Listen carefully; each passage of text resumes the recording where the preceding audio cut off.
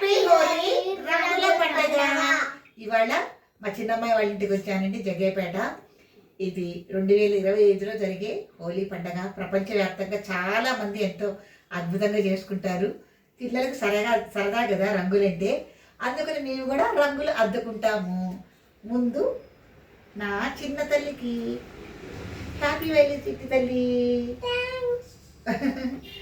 Happy Holi అమ్మా పెద్ద తల్లి. మీరు కూడా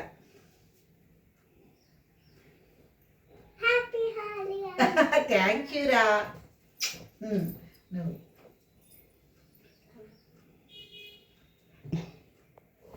హ్యాపీ హోలీ అమ్మమ్మ. Thank you.